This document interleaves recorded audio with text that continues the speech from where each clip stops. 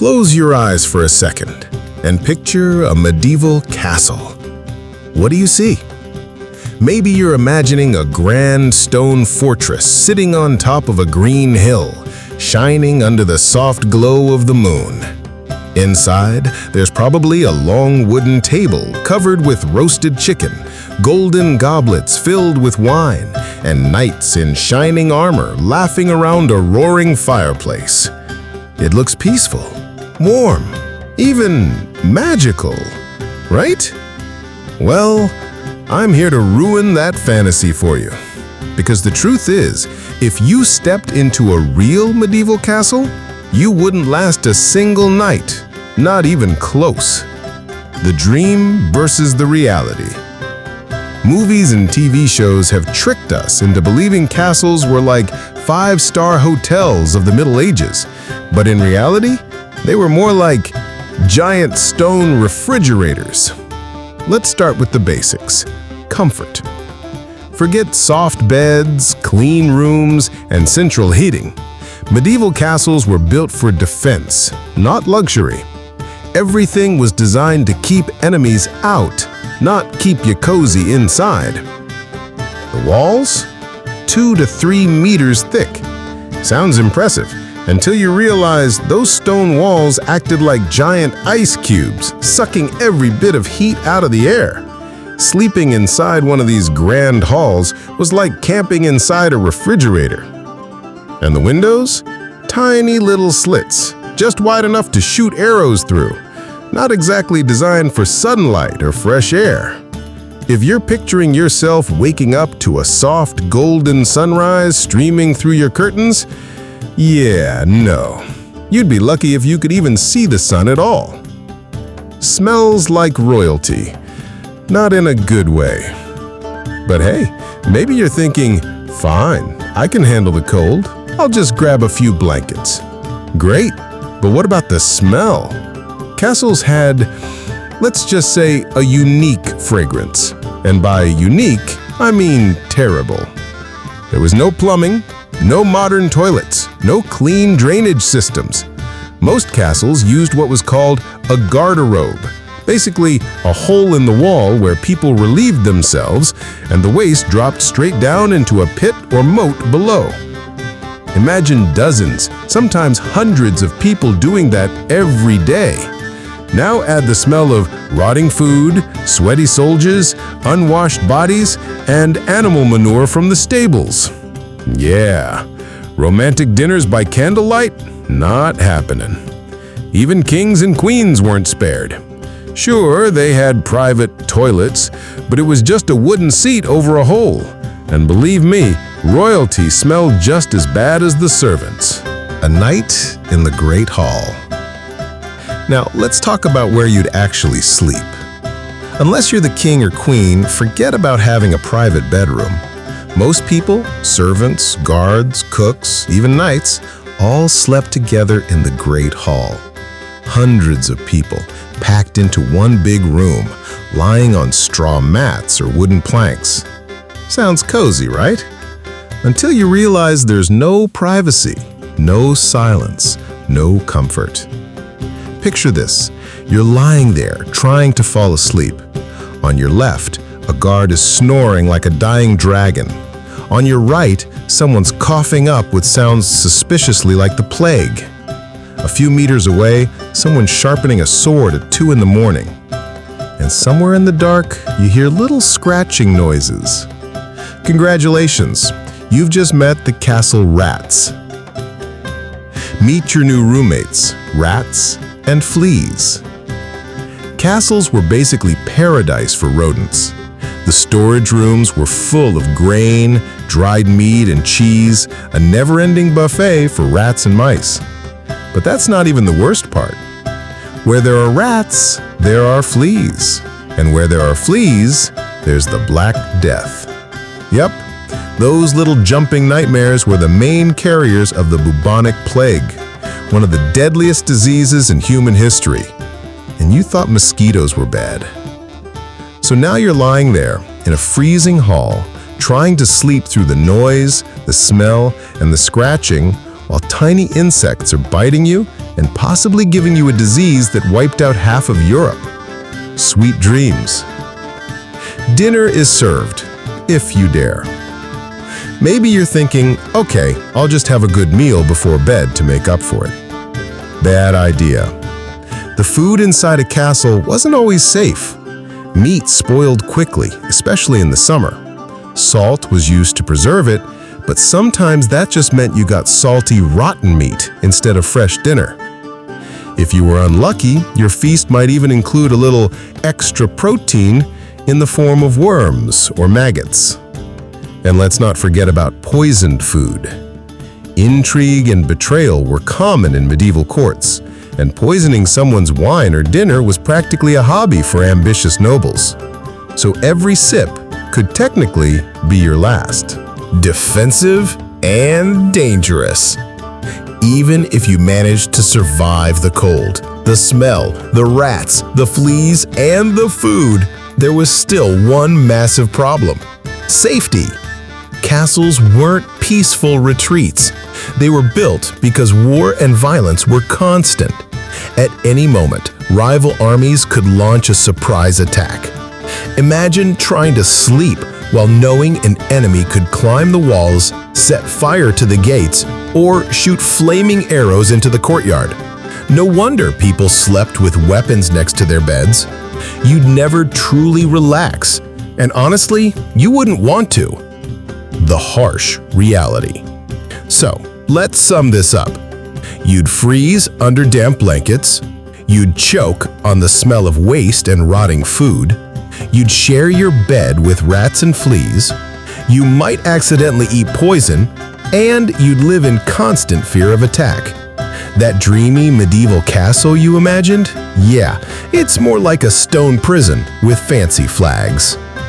The twist of irony. The funniest part? Back then, people actually thought castles were the safest, most comfortable places in the world. Nobles bragged about living inside them. Servants dreamed of working there. But looking back now, you'd have better odds of surviving a night in a haunted house than in a medieval castle. At least the ghosts wouldn't give you the plague. Closing hook. And that, my friend, is just the beginning.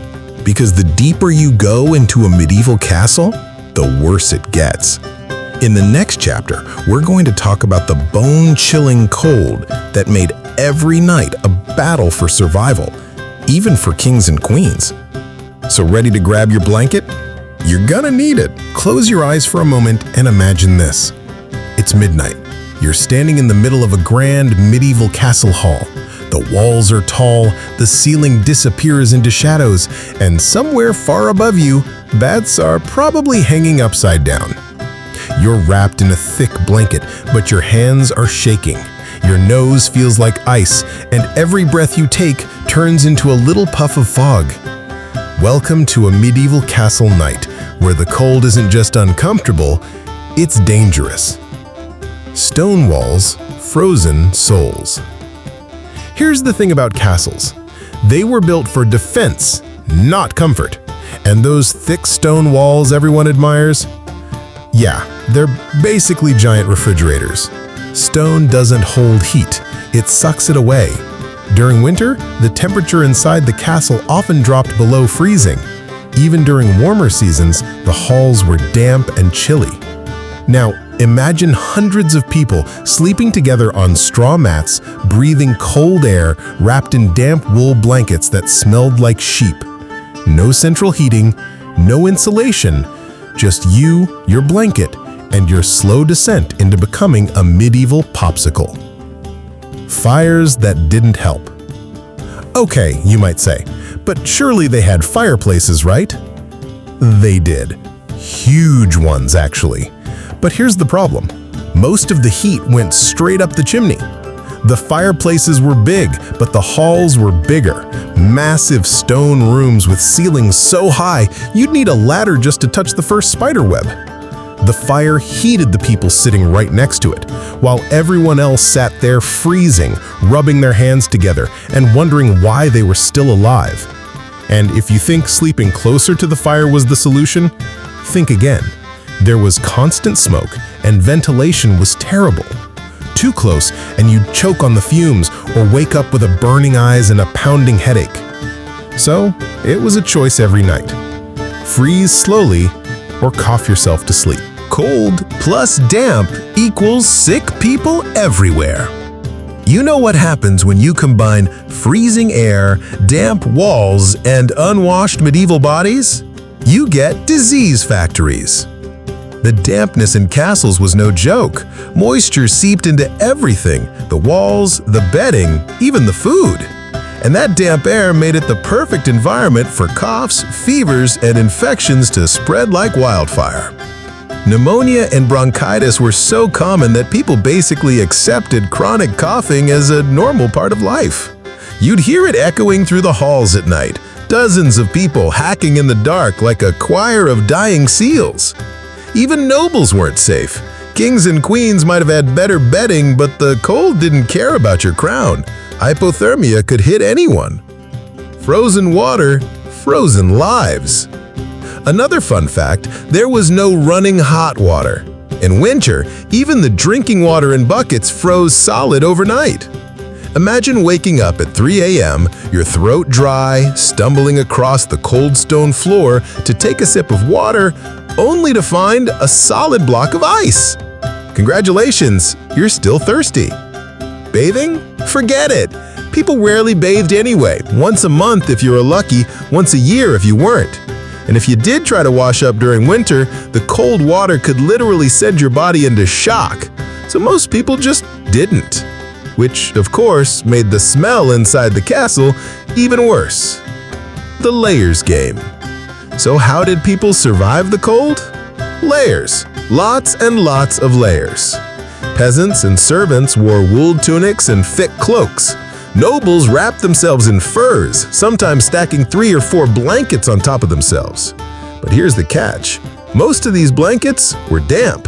The constant humidity inside castles meant fabrics never really dried. So even when you were bundled up, the cold just sort of soaked into your bones. Sometimes people even slept wearing shoes, not because it was fashionable, but because taking them off meant waking up with frozen toes. Arrow slits. Great for defense, bad for your face. Remember those tiny castle windows, the narrow slits designed for archers? Well, guess what? Those also acted as giant wind tunnels. In winter, icy air shot through them like knives. If your bed was anywhere near one of these openings, you'd wake up with a frozen nose and probably frost-bitten fingers.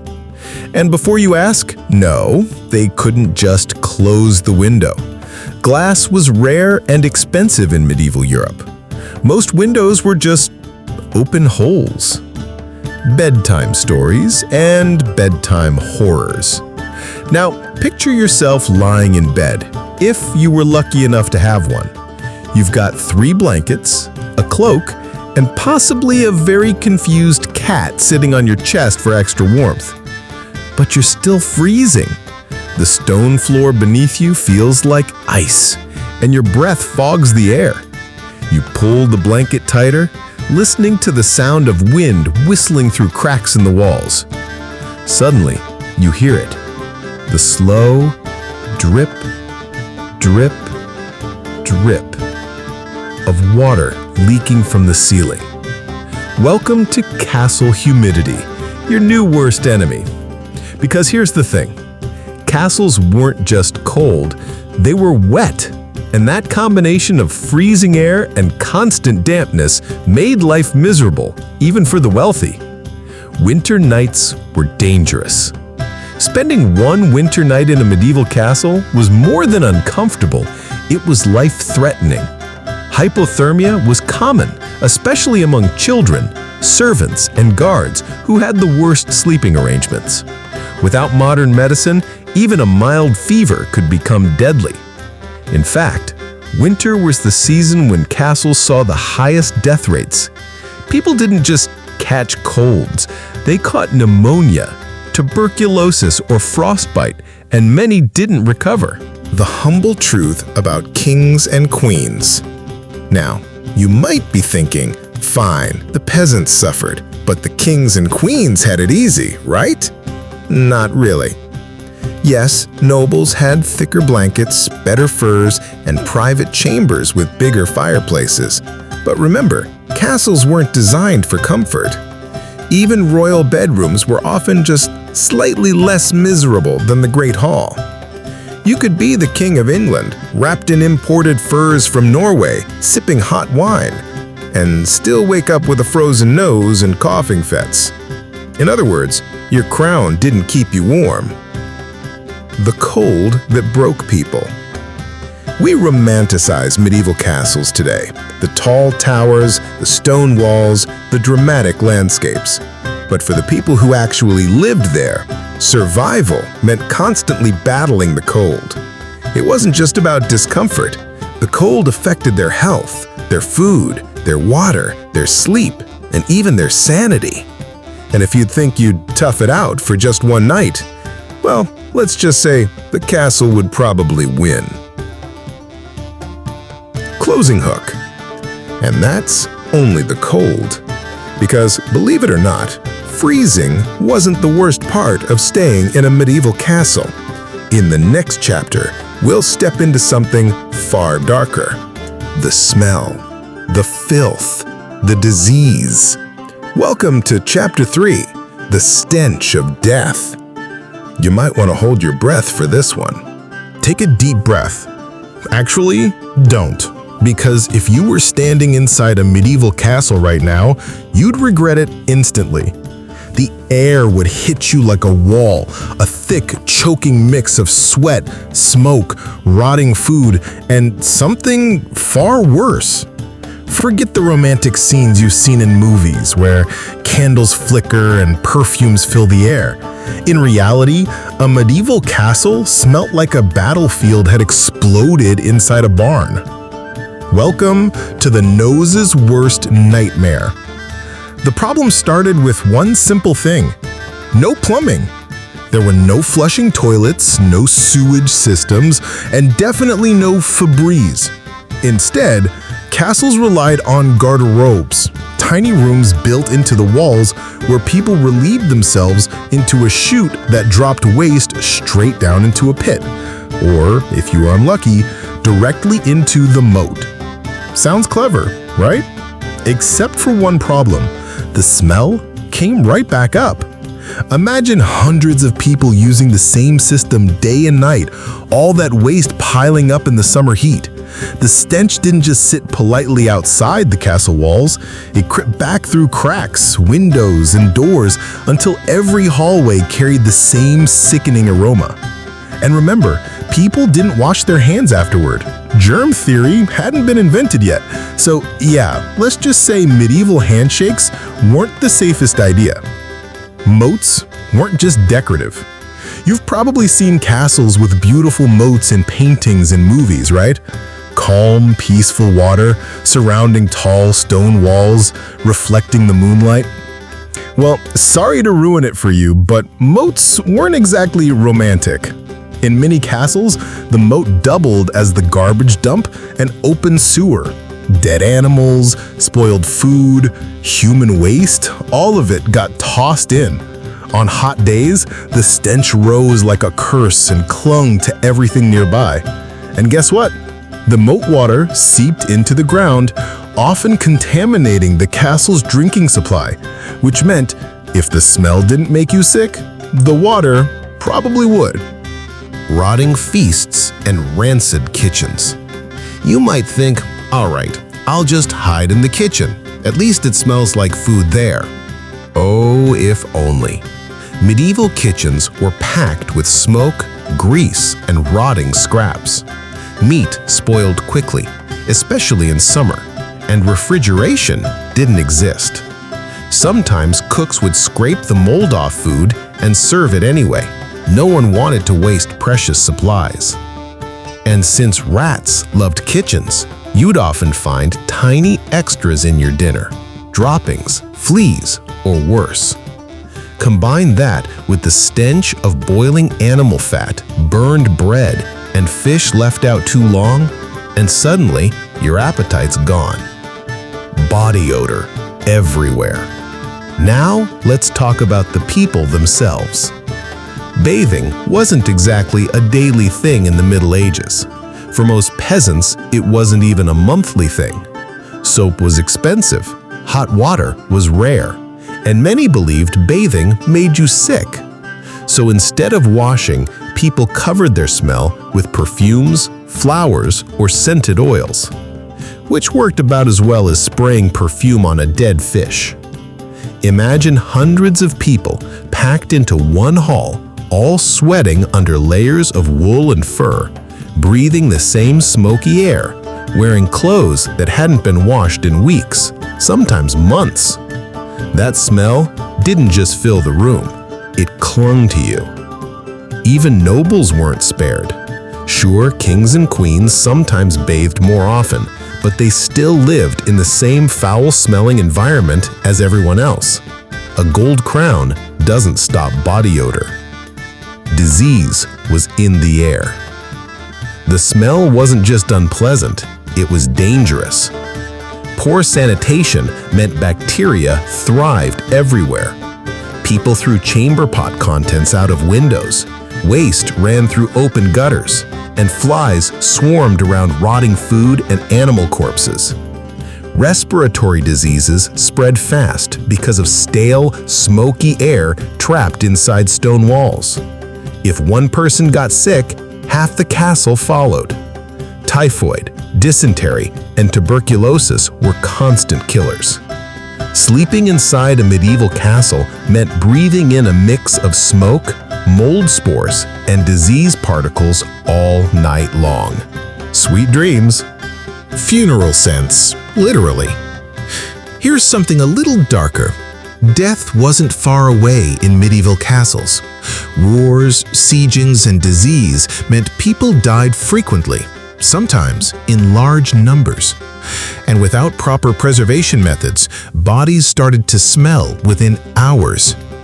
If a siege lasted long enough, corpses would pile up both inside and outside the castle walls. And guess what? Those same castle walls trapped the smell, baking it into the stones under the hot sun. It's not hard to see why they burned incense during ceremonies and prayers. It wasn't just for religious reasons, it was desperation.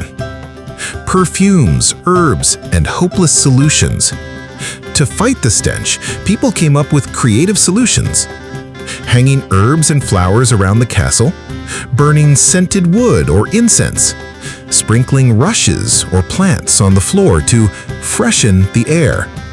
Did it work? Not really. By the end of the day, the overpowering smell of waste, sweat, rotting meat, and damp stone always won. At best, these tricks covered the stink for an hour or two. At worst, they mixed with it, creating a brand new odor that was somehow even worse. Nighttime was the worst. Believe it or not, the smell got stronger at night. During the day, people moved around. Doors stayed open and wind carried away some of the stink. But at night, when the castle shut down, the smells settled in. Now picture lying on a straw mattress, pulling a damp blanket over your head, trying to block out the sounds of coughing, snoring, and rats, while the stench of human waste, spoiled food, and smoke hangs thick in the air. And remember, there's no air freshener, no open window, no escape. Your first breath would be your last. So let's sum it up. Waste disposal was primitive and smelly. Moats doubled as garbage pits. Kitchens reeked of rotten food and animal fat. People rarely bathed, so body odor was constant. Diseases thrived in the damp, dirty air, and if someone died nearby, well, you'd know immediately. That fantasy of strolling through a grand castle hall, sipping wine by candlelight, reality check, you'd probably pass out from the smell before finishing your drink. Closing hook. But here's the kicker. As bad as the smell was, that wasn't the real danger. Because hidden in those same filthy halls were silent killers you couldn't see or smell. Tiny, crawling nightmares carrying something far worse than bad odors.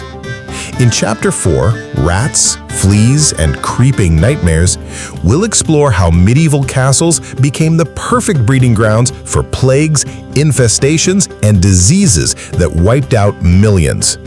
Bring some insect repellent, you're going to need it. Picture this. It's the middle of the night in a medieval castle. You're lying on a straw mattress, wrapped in a rough wool blanket, trying to ignore the freezing cold and the awful smell. You've just started to drift off when you hear it. Scratch, scratch, scratch. At first, you think it's just the wind against the stone walls, but then you feel something. A tiny tickle on your arm, then another on your neck. Congratulations, you've just met your new roommates. Rats, fleas, and every creeping nightmare imaginable.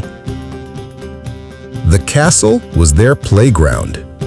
If you think medieval castles were built to keep pests out, think again. Those massive stone walls didn't just protect people, they protected everything inside, including rats, mice, and insects. With hundreds of people living close together, piles of food scraps in kitchens, and warm hiding spots behind walls, castles were like luxury resorts for rodents. The storage rooms were especially bad. Grain sacks, dried meat, cheese wheels. To humans, that was food security. To rats, it was heaven. And because rats reproduce like crazy, a single pair can create up to 2,000 descendants a year. It didn't take long before the entire castle was crawling. Meet the Midnight Army. Rats weren't shy about showing themselves. You'd hear them scampering across wooden beams, scratching behind walls, or squeaking in the darkness. Some got so bold they'd dart right across the Great Hall during feasts, grabbing crumbs straight off the floor. And then there were the fleas. Tiny, silent, and far more dangerous than anyone realized at the time. Fleas lived in bedding, on clothes, and, most importantly, on the backs of rats. And those fleas carried a little surprise, Yersinia pestis. Never heard of it? You might know it by its other name, the Black Death. When nightmares brought death. Let's pause for a reality check. In the mid-14th century, the bubonic plague swept across Europe, killing an estimated 25 million people, nearly half the population. And do you know where the disease thrived? Places just like medieval castles. Here's how it worked. Rats carried infected fleas into the castle. Fleas bit humans while they slept. Within days, symptoms appeared. Fever, chills, vomiting, and painful swelling of lymph nodes called buboes. Without treatment, death followed quickly, sometimes in less than a week. Now imagine lying on your straw bed, scratching flea bites in the dark, completely unaware that one tiny insect bite could seal your fate. Straw beds? A bug's paradise. The problem wasn't just rats and fleas running around, it was where people slept. Forget soft, clean mattresses. Most people, even knights and servants, slept on straw beds. That might sound cozy, but here's the reality. Straw mattresses weren't changed often. They soaked up sweat, spilled food, and even blood. Over time, they became perfect breeding grounds for insects. Fleas, lice, and bedbugs loved straw. They nested deep inside it, waiting for nightfall and for you to lie down. Every night, hundreds of tiny legs crawled through the straw, onto blankets, and onto skin. Itching became part of daily life. Scratching led to sores. Sores led to infections, and infections often led to death. Lice, the unwanted companions. If fleas and rats weren't enough, let's add another tiny nightmare. Lice. Head lice, body lice, and clothing lice were everywhere in medieval castles. Because people rarely bathed, lice spread rapidly. And unlike fleas, lice didn't just bite, they lived on you. Servants and peasants weren't the only ones affected. Even nobles scratched under their jeweled crowns. Some historians say that during meetings, lords and ladies casually picked lice off themselves and crushed them between their fingernails like it was normal dinner etiquette. And here's the kicker. Lice didn't just make you itch, they also carried trench fever and typhus, diseases that caused high fevers, rashes, and sometimes death. The smell of infestation. Now combine everything we've covered so far. Hundreds of people packed into one castle, straw mattresses crawling with bugs, rats in the kitchens and hallways, fleas and lice constantly feeding on humans, damp, unwashed clothes and sweaty bodies. The result? A stench so strong it stuck to your hair, your skin, and your soul. Imagine waking up at 2 a.m., scratching your arms raw, while the faint sound of rats chewing in the dark echoes through the room. It's not exactly the cozy, romantic image of medieval life you had in mind, is it? People tried to fight back and failed. Of course, people back then didn't want to live with rats and fleas any more than you would. They tried several tricks to control the infestations. Cats and terriers were kept to hunt rats. Straw bedding was burned and replaced, occasionally. Floors were sprinkled with herbs to repel insects. People combed their hair to remove lice daily. But without modern science, it was like fighting a wildfire with a cup of water. Cats helped a little, but rats bred faster than cats could hunt them. Herbs made rooms smell nicer, but they didn't kill fleas. And without hot water or soap, lice came back within days.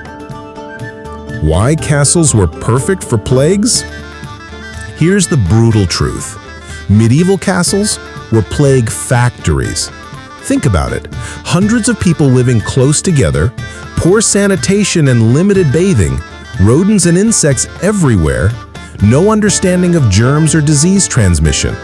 When one person got sick, it spread like wildfire. Within days, entire families, halls, or even whole castles could be wiped out. During major outbreaks, some castles became ghost towns. Servants fled, soldiers deserted, and nobles locked themselves in private chambers only to die behind closed doors anyway. A night of creeping terrors. Let's paint the full picture. You're lying in bed, exhausted after a long day. You pull your blanket close, hoping for some warmth. But your skin is crawling, literally. Fleas hop onto your neck. Lice crawl through your hair. Rats squeak somewhere under your bed, knocking over a cup in the dark.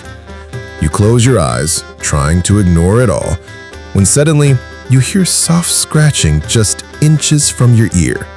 You freeze. The scratching stops, then starts again. You can't move, you can't breathe, and you realize this isn't your castle anymore. It belongs to them.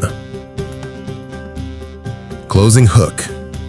If you thought rats and fleas were bad, just wait.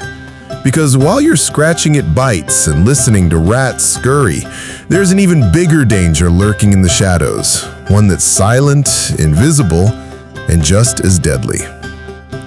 The air you breathe. In Chapter 5, entitled Poison in the Air and Food, we'll step into smoky halls, spoiled kitchens, and the unseen killers hiding in every breath and every bite. Bring a mask and maybe skip dinner. Take a deep breath, carefully, because if you were spending a single night inside a medieval castle, even breathing could be dangerous. The air wasn't just cold and damp, it was filled with smoke, mold, and things you definitely don't want inside your lungs. And if you think eating is safe, oh no, Mahoob, your dinner might just kill you faster than the air. The air that tried to kill you. Picture this. You're sitting in a massive castle hall.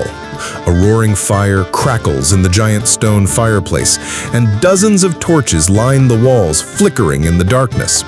Sounds cozy, right? Except the air is thick with smoke. Medieval fireplaces weren't efficient, and ventilation was terrible. terrible. Instead of going up the chimney, half the smoke stayed trapped inside the hall.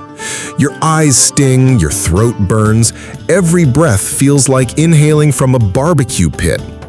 Over time, this constant smoke led to chronic coughing, lung infections, and even carbon monoxide poisoning. And remember, these people didn't have inhalers. If you couldn't breathe, well, that was that. Damp walls, moldy lungs. But it wasn't just the smoke. Medieval castles were damp, constantly damp. Stone walls trapped moisture, especially in winter, and there was no real way to dry anything out. That dampness created the perfect breeding ground for mold and fungi. And we're not talking about the harmless kitchen kind. This was toxic mold, the kind that caused severe respiratory illnesses, fevers, and hallucinations. Yes, hallucinations.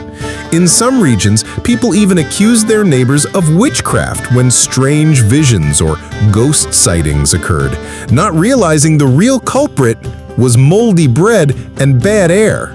Kitchens full of killers. All right, let's leave the hall and step into the kitchen. Surely food is safer than air, right? Not really. Medieval kitchens were hazard zones.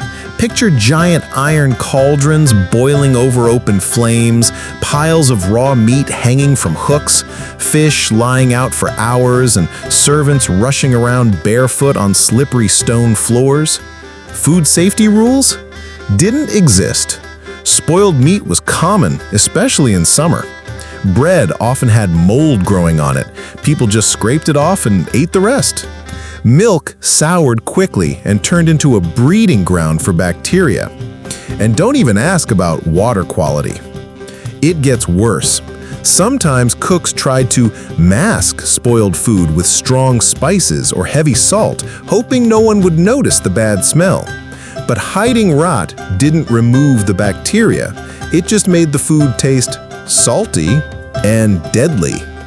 The silent threat: poison. Now, here's where it gets more dangerous. Food poisoning in medieval castles wasn't always an accident. Sometimes it was intentional. Politics in those days were brutal, and poisoning someone's dinner was basically a medieval hobby. Nobles, rivals, and even servants sometimes used arsenic, belladonna, or mercury to quietly get rid of enemies. And without forensic science, it was nearly impossible to prove. If a lord died suddenly after dinner, people just shrugged and blamed bad meat or cursed air. In some courts, taste testers were employed, unlucky servants who sampled the king's food before him. If they dropped dead, well, better the servant than the crown. Bread, the double-edged loaf. Believe it or not, bread, the most common food in castles, could also turn deadly. There's something called ergot poisoning, caused by a fungus that grew on damp rye.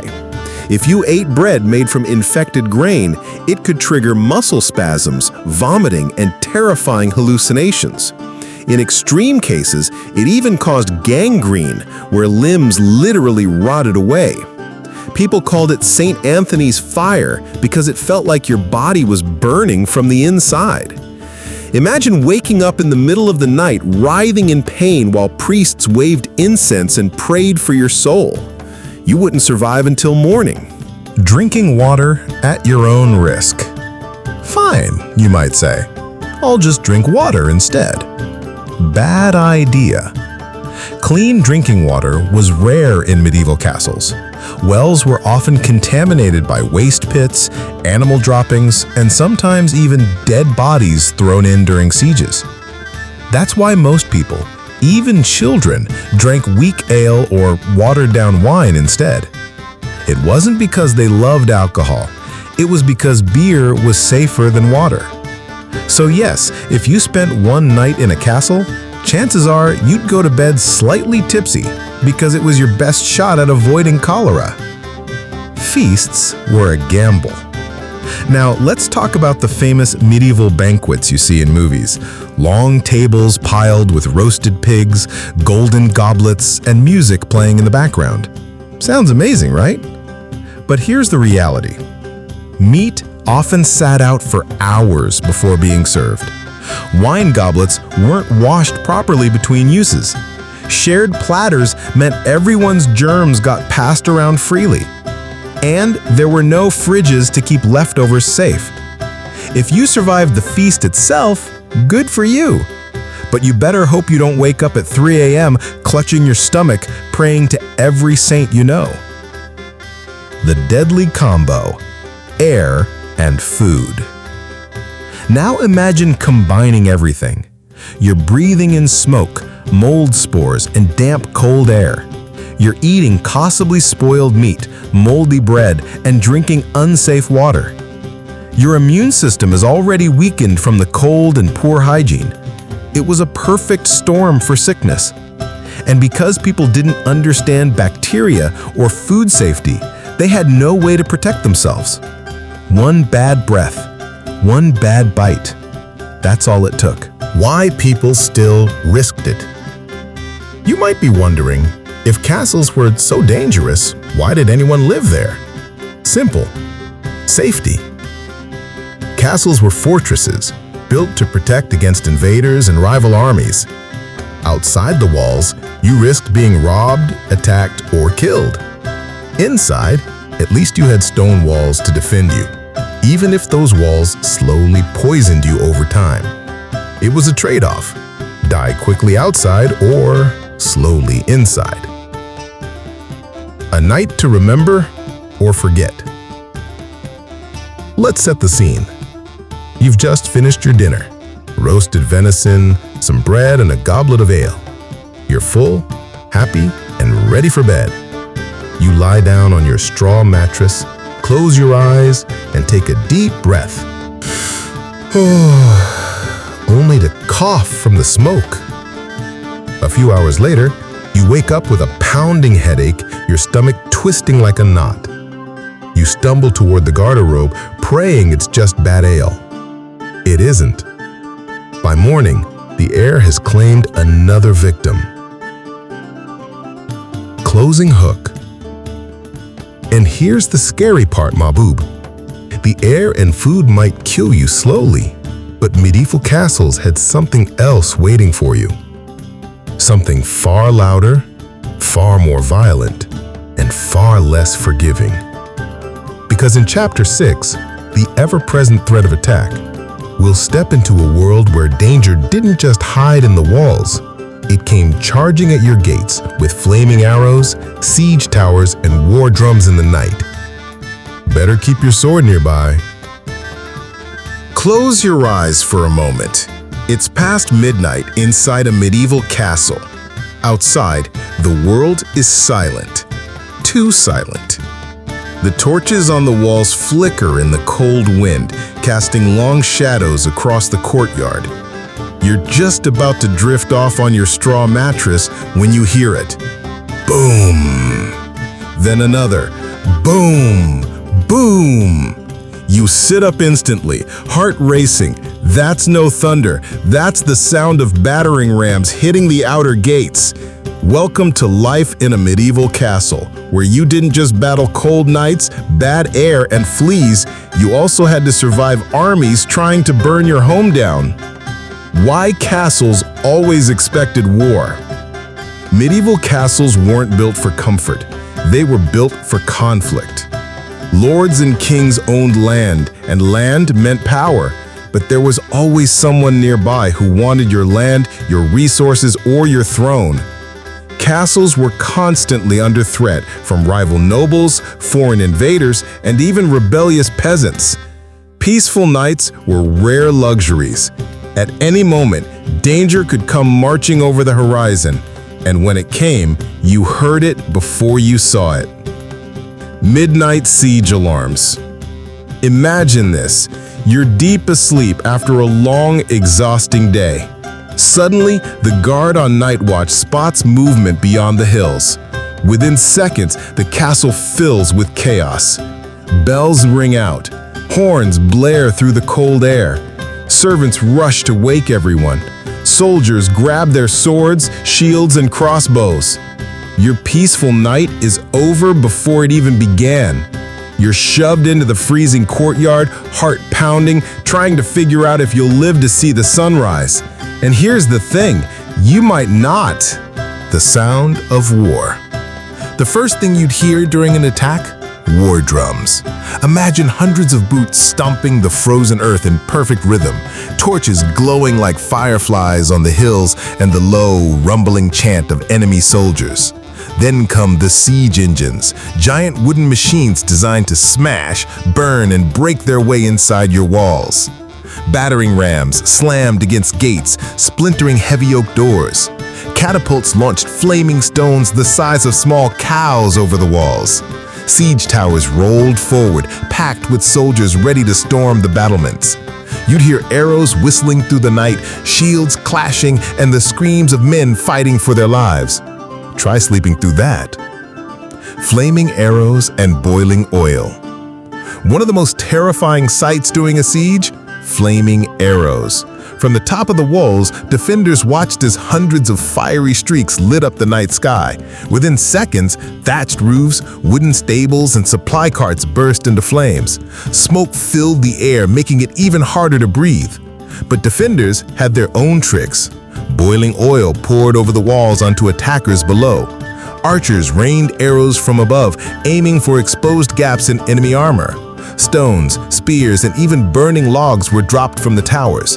The courtyard became chaos, fire, screaming, smoke, and confusion everywhere. You couldn't hide anywhere. Let's say you decide to avoid the fight and hide in your little corner of the castle. Smart, right? Wrong. Castles weren't designed with safe rooms like modern houses. If attackers breached the walls, there was nowhere to run. Soldiers flooded in through courtyards, kitchens, and great halls, cutting down anyone in their path. You could try hiding in the dungeons, but let's be honest, that's not much better. Trapped underground, no food, no fresh air, you'd just trade a sword wound for slow starvation. And even if you survived the night, the aftermath was brutal. Starvation sieges, the long game. Sometimes enemies didn't attack directly. Instead, they surrounded the castle and waited. They blocked supply routes, poisoned wells, and starved everyone inside. Imagine nights stretching into weeks, then months. The kitchens running out of grain, people boiling leather belts just to eat something. Water supplies running low, forcing people to drink anything they could find. Disease spread quickly, morale collapsed, and still, you couldn't leave. The second you stepped outside, enemy archers were waiting. Starvation sieges were slow, cruel, and horrifying. Betrayal inside the walls. Here's the part people often forget. Sometimes the danger didn't come from outside at all. Rival lords bribed servants to unlock gates in the middle of the night.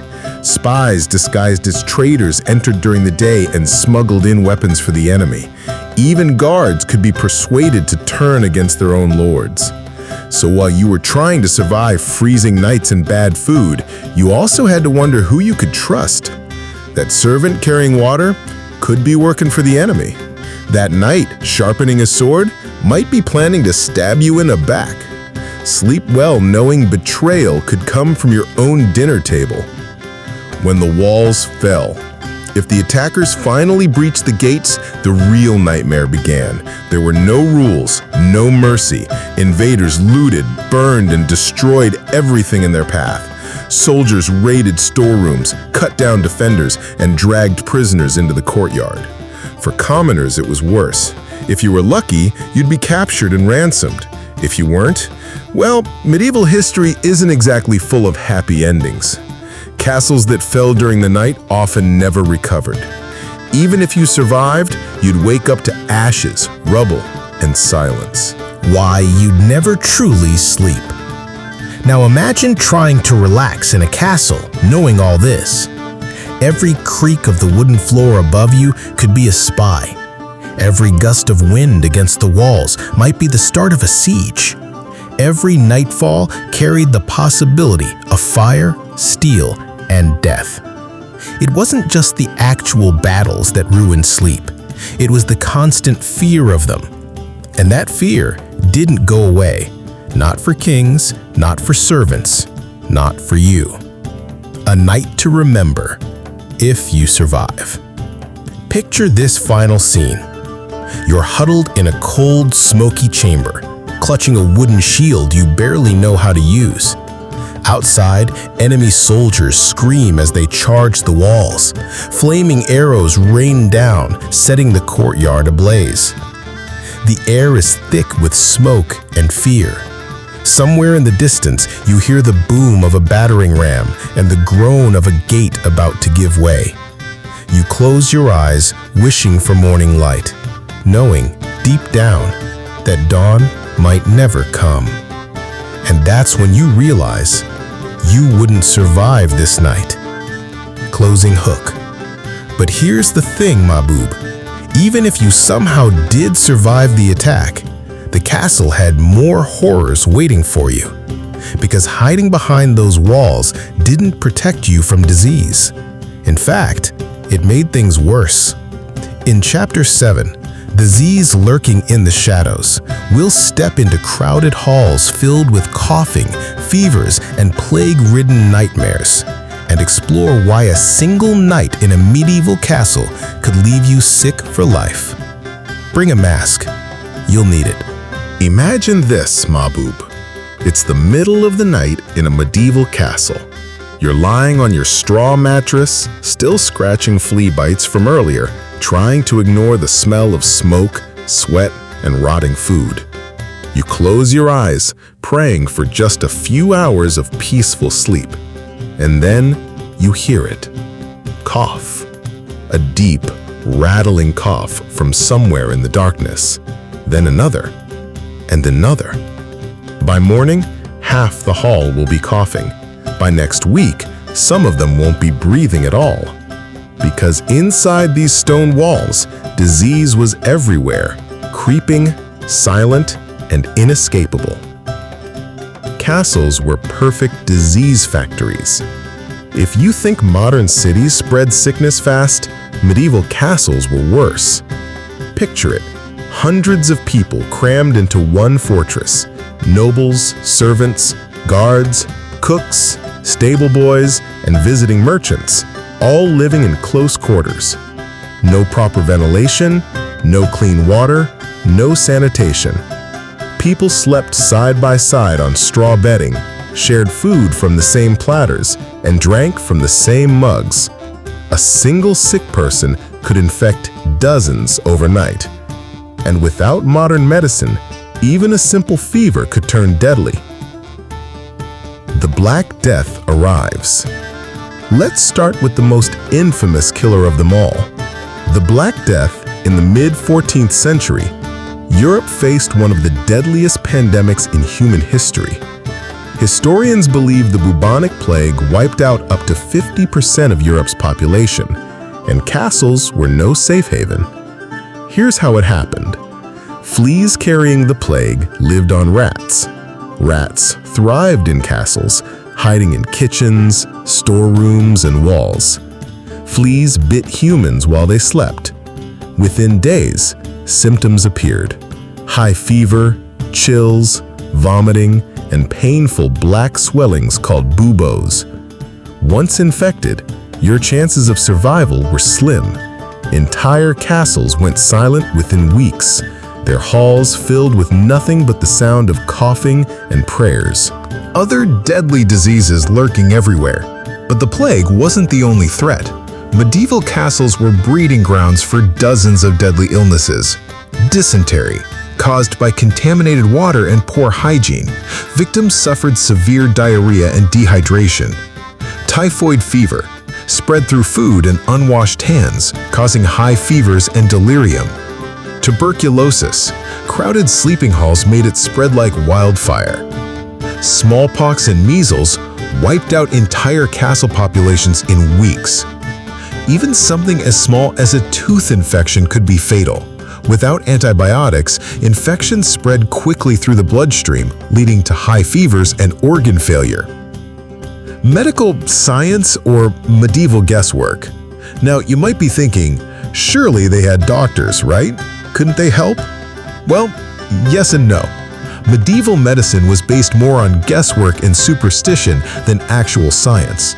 People believed illness came from bad air or an imbalance of the four humors: blood, phlegm, yellow bile, and black bile. So treatments often made things worse. Bloodletting. Doctors cut open veins to balance humors, often leaving patients weak or dead. Leeches, attached to skin to suck out sickness. Herbal brews and charms, sometimes mildly helpful but mostly ineffective. Mercury and lead treatments. Yes, they actually gave people poison to cure them. Basically, if you got sick in a castle, your doctor was just as likely to kill you as the disease itself. Infections everywhere. Cuts, burns, and wounds were especially dangerous. Think about castle life: cooking over open fires, sharpening swords, climbing steep stone stairs, and fighting off invaders. Injuries happened all the time. But without antiseptics or clean bandages, even a small cut could become infected. The wound would swell, turn black, and smell foul. Within days, gangrene could set in, and the only cure was amputation, performed without anesthesia. And yes, the same rusty knife was often used on multiple patients. Disease didn't care about status. One of the scariest things about living in a medieval castle: disease didn't care who you were. Nobles, knights, servants, and children, everyone faced the same risks. Sure, lords and ladies had private chambers and slightly better food, but when plague or fever swept through a castle, wealth offered little protection. You could be a king surrounded by gold, and it still wouldn't save you from a single flea bite. Quarantines and desperation. When outbreaks became severe, castles sometimes tried to quarantine the sick. Servants would move the ill to small side rooms or dungeons, locking them away from healthy residents. Families were separated overnight. In some cases, doors were barred and no one came back out. Priests walked the halls, swinging incense burners to purify the air, chanting prayers over the dying. But without understanding germs, these efforts were useless. The castle became a waiting room for death. The smell of sickness. If you thought Chapter 3 was bad, here's a fun fact: the stench of disease was impossible to ignore. The combination of rotting ruins, fever sweats, unwashed bodies, and death itself filled the halls with a heavy, choking odor. People stuffed herbs up their noses, burned scented wood, and hung flowers on walls. Anything to block the smell. But nothing worked for long. Imagine trying to fall asleep surrounded by that, while coughing echoes around you in the darkness. Faith versus fear.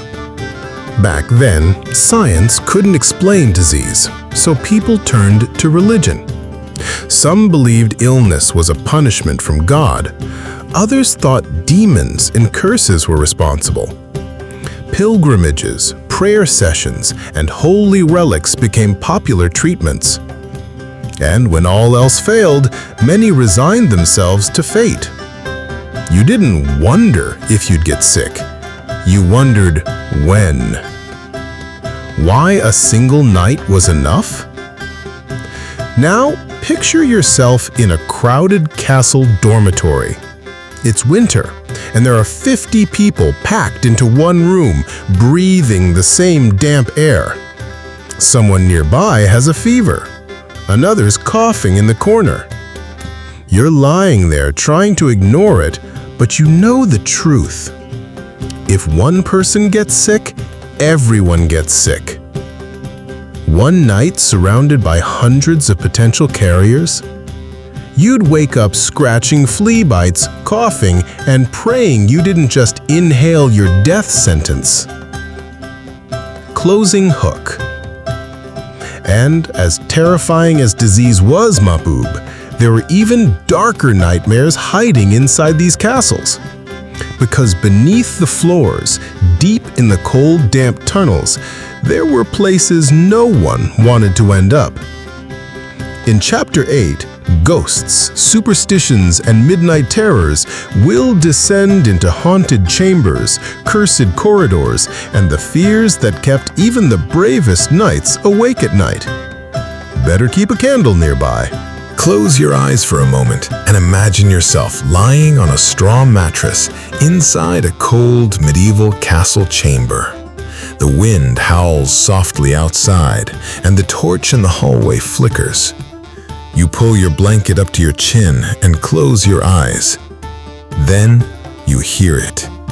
Creak. A slow, dragging sound just outside your door. You hold your breath. There's nothing. And then, somewhere deep below the castle, screams. Welcome to the medieval midnight experience, where ghosts were real, curses were feared, and the night brought terrors far worse than anything you faced during the day. A world ruled by superstition. In the Middle Ages, people didn't fully understand science. Lightning, disease, crop failures, and even bad dreams were often blamed on supernatural forces. Castles were built like fortresses, but their thick stone walls couldn't keep out fear. Every strange sound had meaning, every shadow held danger. A door slamming by itself, probably an angry spirit. A cold breeze at night, definitely a wandering soul. A bad harvest, a witch's curse, obviously. And if you think you'd just laugh it off, remember, this was a time when faith and fear went hand in hand. People didn't just believe in the supernatural, they lived with it. Haunted castles were everywhere. Many medieval castles had dark histories, bloody battles, betrayals, secret murders, and with every death came whispers of hauntings. It wasn't unusual for entire castle wings to be abandoned because people believed spirits roamed them. Servants refused to enter certain chambers after sunset. Guards refused to stand watch alone. Stories spread quickly. A noblewoman wandering the halls, searching for her murdered child. A knight in full armor seen pacing the battlements, though he died decades ago. Voices whispering in empty corridors, calling out names no one remembered. Whether these ghosts were real or not didn't matter. People believed, and belief has power. The shadows played tricks. Let's be honest, medieval castles were creepy enough without ghosts. Flickering torchlight made shadows dance across the walls. The constant dripping of water echoed through long stone corridors. Wooden beams creaked, mice scratched behind the walls. Now add the fact that nights were pitch black. There was no electricity, no street lamps, no soft glow from nearby cities. When the torches burned out, darkness swallowed everything. Imagine stepping into a hallway at midnight, holding a single candle, and the flame goes out. 1 second you see, the next, nothing. That's when your mind starts filling the silence with whispers and shapes that aren't there. Curses and bad omens. Superstition ruled almost every part of life in a medieval castle. People believed in signs and omens, little clues from the universe warning of danger.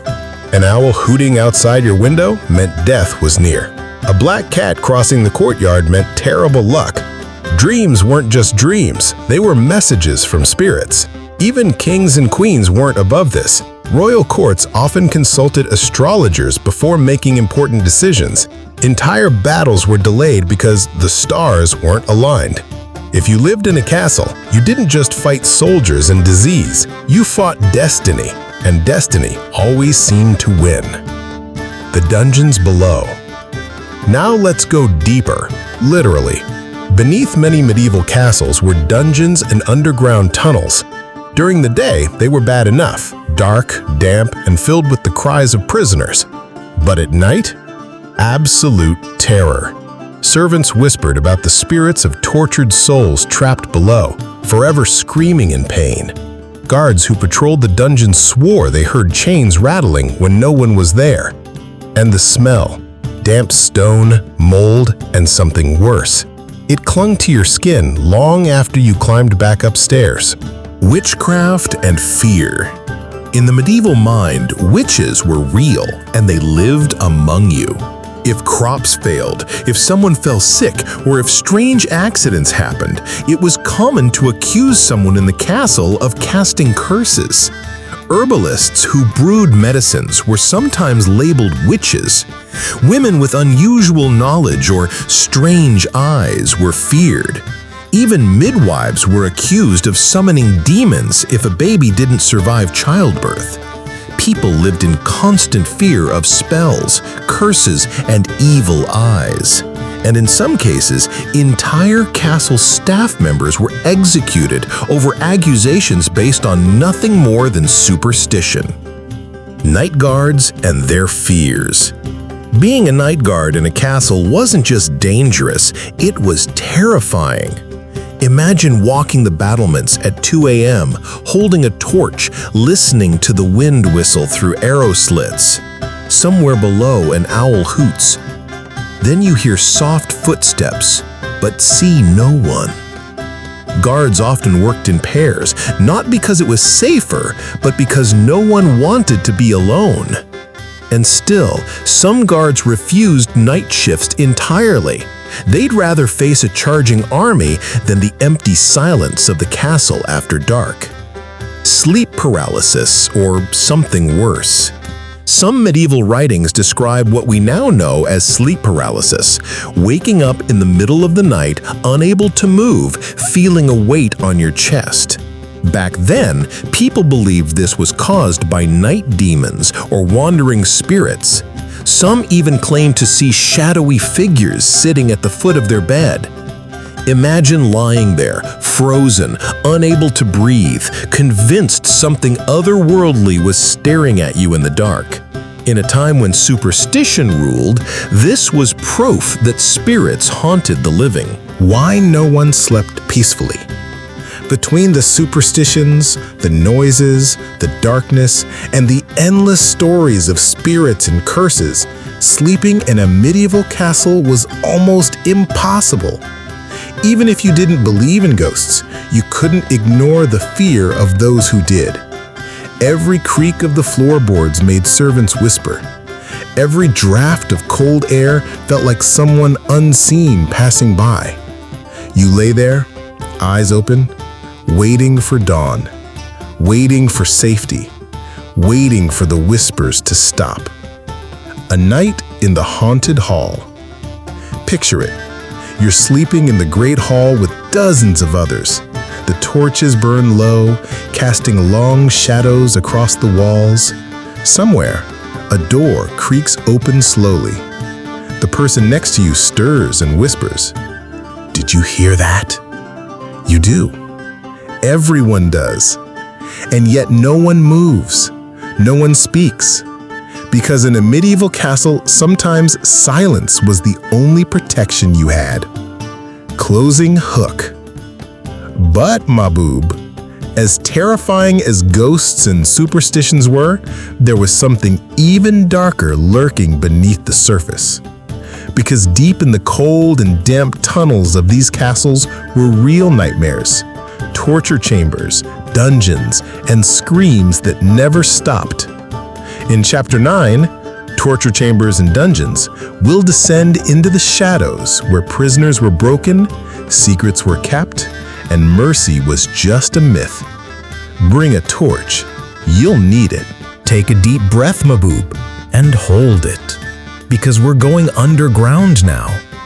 Beneath many medieval castles were places most people never wanted to see. Places where the air was damp, the walls dripped with cold moisture, and screams echoed endlessly in the darkness. These were the torture chambers and dungeons, where secrets were extracted, prisoners were broken, and mercy rarely existed. The dark heart of the castle. During the Middle Ages, castles weren't just homes or fortresses. They were also centers of power and control. And with power came fear. If someone was accused of treason, witchcraft, or even stealing from the Lord's kitchen, they could find themselves dragged down into the castle's deepest, darkest levels. Imagine narrow stone staircases spiraling downward, each step colder than the last. The torchlight flickers, the air grows heavier, and the sound of the bustling castle above fades until there's only silence and your own heartbeat. Prisons you couldn't escape. Castle dungeons weren't like modern prisons. There were no bars, no clean cells, no separate rooms. Most were small, damp chambers carved into stone, often with just one entrance. The floors were cold and wet. The walls were covered in mold. Sometimes prisoners were chained directly to the stone floor so they couldn't even sit up. There was little light, barely any food, and almost no fresh air. Many prisoners didn't survive long enough to see a trial. And if you did survive, you probably wish you hadn't. The art of confession. Justice in the Middle Ages had a simple rule. If you didn't confess, they'd make you confess. Torture wasn't just common, it was officially approved in many kingdoms. Authorities believed pain would force people to tell the truth, whether they were guilty or not. Some of the tools used were creative, to say the least. The rack, a wooden frame that slowly stretched your body until your joints popped out of place. The iron chair, a metal seat covered in sharp spikes, heated until it burned flesh. The thumb screws, devices that crushed fingers and toes with brutal precision. The scavenger's daughter, the opposite of the rack, it crushed your body inward until breathing became impossible. Even hearing the screams of others sometimes was enough to make prisoners confess to crimes they didn't commit. Secrets buried in the walls. The worst part? Torture chambers were often hidden deep beneath the castle, far away from noble eyes and royal ears. The cries of prisoners were muffled by thick stone walls. Guards patrolling above might not hear anything, or maybe they did and simply pretended they didn't. Some chambers even had secret passages that led outside the castle, allowing guards to discreetly dispose of bodies. Others dumped remains straight into rivers or moats below, letting the water carry the evidence away. Political tools of fear. Torture wasn't always about punishing criminals. Sometimes it was a weapon of politics. Rival lords, captured spies, and rebellious peasants were tortured for information. Prisoners were forced to reveal names of co-conspirators, stolen gold, or secret alliances. And if someone refused to talk, well, the rack was waiting. The terrifying part? Many people weren't actually guilty of anything. But in a world without proper courts or defense lawyers, surviving interrogation often depended on luck or your ability to withstand unbearable pain. The dungeons during sieges. Dungeons became even more dangerous during castle sieges. When food ran low, prisoners were often the first to starve. Guards stopped bringing meals, and disease spread rapidly in the damp and crowded chambers. Some dungeons even doubled as torture sites for captured enemies, where information was forced out to prepare for incoming attacks. The smell, the screams, the chaos, it was enough to make anyone lose their mind. And for some unlucky prisoners, release meant being thrown from the castle walls as a warning to others. Ghosts of the forgotten. After centuries, many of these dungeons became haunted legends. Servants whispered about cold spots in the hallways above, claiming they felt invisible hands on their shoulders. Guards reported hearing soft crying echoing from below long after the chambers were abandoned. Archaeologists today still find rusted chains buried in stone, cracked skulls sealed in walls, and strange markings scratched into the floors. Desperate messages from prisoners who knew no one would ever read them. These weren't just dark rooms, they were tombs for the living. The fear of ending up down there. Imagine living inside a medieval castle knowing the dungeons were just a staircase away. Every night as you lay in bed, you'd hear faint echoes of chains clinking or the low moans of prisoners far below. You'd think twice before breaking any rules. You'd think twice before trusting anyone. Because down there, beneath the laughter in the halls and the warmth of the feasts, was a place where people disappeared. Justice or terror? From today's perspective, the torture chambers seem brutal, inhumane, and horrifying. But back then, people believed fear kept order. Castles weren't just fortresses, they were symbols of power.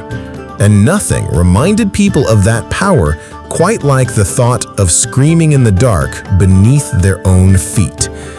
It didn't matter if you were a servant stealing bread or a knight accused of treason. If someone powerful wanted you gone, the dungeons were waiting. A night you wouldn't survive. Let's paint the picture. You're locked inside a cold, damp cell.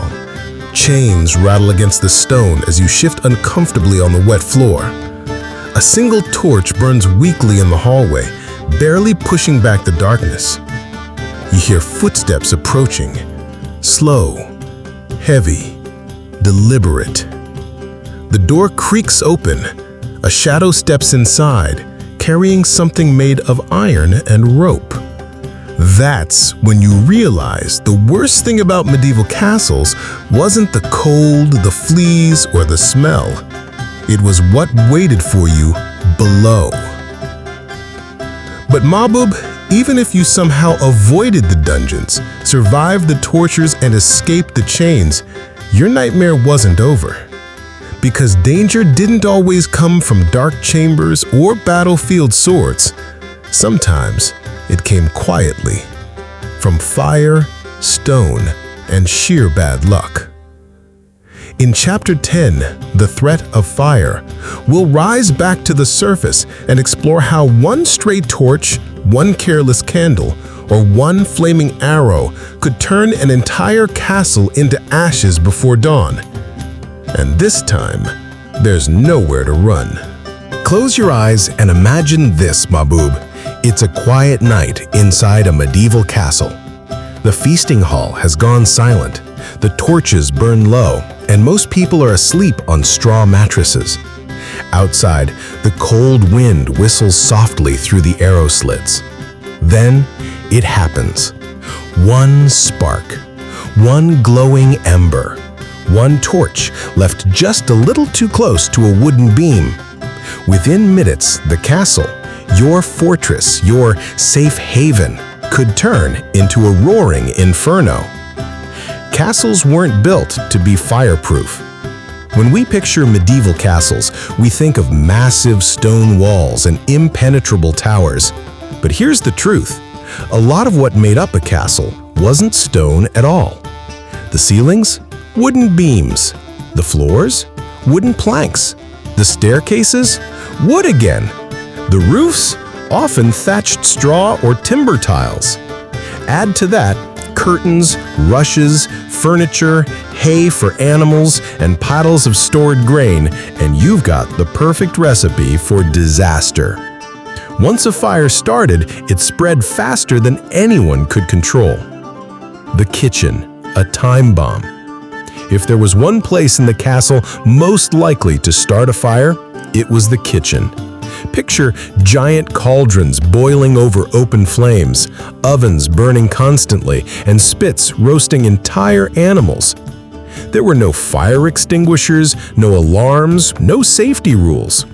Servants rushed around barefoot on slippery stone floors, carrying pots of boiling water and trays of meat while flames roared just a few feet away.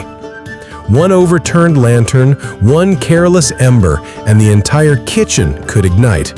From there, the fire would crawl through the wooden floors and race up the walls toward the Great Hall. Torches, candles, and constant risk. In medieval castles, fire was everywhere. Torches lined the walls, candles burned in every chamber, and fireplaces were kept roaring day and night to fight the cold. But every single flame was a potential disaster waiting to happen. A servant falling asleep near a candle, a gust of wind knocking over a torch, a curtain catching fire during a feast. There were no fireproof materials, no smoke alarms, no sprinklers. Once flames started, you relied entirely on buckets of water, wet blankets, and prayer. Sieges and flaming arrows. And then there were attacks. During a siege, enemy armies didn't just use battering rams and catapults, they used fire as a weapon. Flaming arrows rained down on thatched roofs, siege catapults launched burning pitch into courtyards. Oil-soaked rags were thrown through windows to ignite chaos inside. Defenders scrambled to put out flames while also fighting off invaders. Buckets of water were passed in chains, guards stomped on embers, and sometimes entire castle sections were abandoned when they became too dangerous to save. If you thought surviving a siege was hard, imagine doing it while your home was literally burning around you. Panic in the courtyard. Picture this. You're asleep in the Great Hall when a servant bursts in screaming, "Fire!" Within seconds, chaos erupts. Servants grab children and flee. Guards rush to move weapons and supplies. Animals in the stables panic, kicking and neighing loudly. People trip and fall in the darkness, crushed in the stampede. The air fills with choking smoke, making it hard to see or breathe. Flaming debris crashes down from the ceiling as shouts echo through the halls. And all the while, the fire climbs higher, hotter, louder. No easy escape. Unlike modern buildings, castles weren't designed with safety in mind. There were no emergency exits, no fire stairs, no escape plans. Most rooms were connected by narrow hallways and spiral staircases that easily became bottlenecks during a panic. In the chaos, people trampled each other trying to get out. And if the fire reached the gates, you were trapped. Some people tried to climb down the walls using ropes, blankets, or sheer desperation. Others leapt into moats, only to realize too late that the moat water was filthy, freezing, and sometimes poisonous. The smoke was worse than the flames. Surviving a medieval castle fire wasn't just about avoiding burns, it was about breathing. Once flames took hold, the real killer was smoke. Thick, black clouds filled the hallways, blinding anyone trying to escape. People stumbled through darkness, coughing violently, collapsing before they even reached the gates. And remember, there were no glass windows to keep smoke out of rooms. It spread everywhere, choking anyone who stayed inside. Even if the fire was contained, smoke inhalation killed far more people than burns ever did. The aftermath was devastating. Surviving the fire was only the beginning of your problems. Supplies burned, food stores and weapons often went up in flames. Structural damage, weakened walls made the castle vulnerable to attack. Disease outbreaks, ash, smoke, and overcrowding in escape shelters often triggered illness afterward. And rebuilding wasn't easy. Without modern machinery, restoring a damaged castle could take months, sometimes years. In the meantime, you were exposed, vulnerable, and constantly afraid the enemy would strike again before the repairs were done. A night you wouldn't survive. Let's paint the picture. You're locked inside a cold, damp cell. chains rattle against the stone as you shift uncomfortably on the wet floor. A single torch burns weakly in the hallway, barely pushing back the darkness. You hear footsteps approaching, slow, heavy, deliberate. The door creaks open. A shadow steps inside, carrying something made of iron and rope. That's when you realize the worst thing about medieval castles wasn't the cold, the fleas, or the smell. It was what waited for you below. But Mahbub, even if you somehow avoided the dungeons, survived the tortures, and escaped the chains, your nightmare wasn't over. Because danger didn't always come from dark chambers or battlefield swords. Sometimes it came quietly, from fire, stone, and sheer bad luck. In Chapter 10, The Threat of Fire, we'll rise back to the surface and explore how one stray torch, one careless candle, or one flaming arrow could turn an entire castle into ashes before dawn. And this time, there's nowhere to run. Close your eyes, Mahbub, and picture this. It's late at night inside a medieval castle. The torches have burned low, the halls are quiet, and the world outside is frozen under a blanket of snow. You crawl onto your straw mattress, pull your damp blanket over your shoulders, and close your eyes. But the cold doesn't care. It creeps in through the walls, the floor, and even the air you breathe. And soon, your whole body feels like it's turning to ice. Because inside a medieval castle, the cold wasn't just uncomfortable. It was a slow, silent killer. Stone walls, stone floors, stone beds. When people imagine castles, they picture roaring fires, cozy chambers, and thick blankets. But the reality? Castles were basically giant refrigerators made of stone. Stone walls trapped moisture. Stone floors sucked heat from your body. Stone staircases turned icy in winter, dangerous even to walk on. There was no central heating, no insulation, no double-glazed windows. The cold wasn't outside the castle, it lived inside it. Even the noble bedrooms, with their expensive carpets and fancy furs, rarely rose above freezing temperatures in winter. For servants, guards, and commoners, it was worse. Sleeping directly on the stone or on thin straw mats meant one thing: aching bones and frozen limbs. The straw mattress problem. Most people didn't have proper beds. Instead, they slept on straw mattresses, simple sacks stuffed with dried grass, hay, or reeds. Sounds rustic and charming, right? Wrong. The straw trapped dampness from the air, making it constantly cold and clammy. Bugs and fleas loved hiding in it, biting you through the night. Over time, the straw compressed, becoming as hard as the stone beneath it. So you'd lie there, shivering, itching, and sinking into something that smelled faintly of mold, smoke, and sheep. Sweet dreams indeed. Blankets weren't enough. If you think blankets saved the day, think again. Wool blankets were common, but they were heavy, scratchy, and often damp from the castle's humidity. Some people used animal skins or furs, which helped a little, if you could afford them. But even 3 or 4 layers weren't always enough to fight off the cold. Your breath hung in the air like smoke, your fingertips went numb, your toes felt like solid ice. Some servants even slept fully dressed, boots and all, just to avoid frostbite. Arrow slits, nature's ice vents. Remember those tiny windows, the arrow slits? They were great for defense, terrible for comfort. In winter, they let in freezing winds that sliced through hallways like invisible knives. With no glass to block them, icy drafts blew across your bed no matter where you tried to sleep.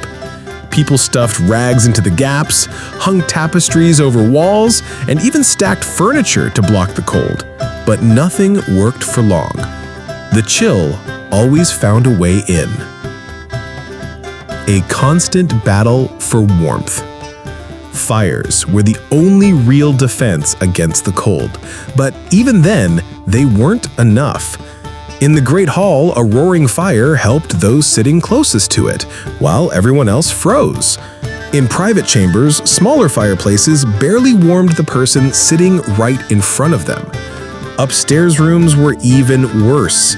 Heat rose, but the open design of most castles meant it escaped quickly through high ceilings.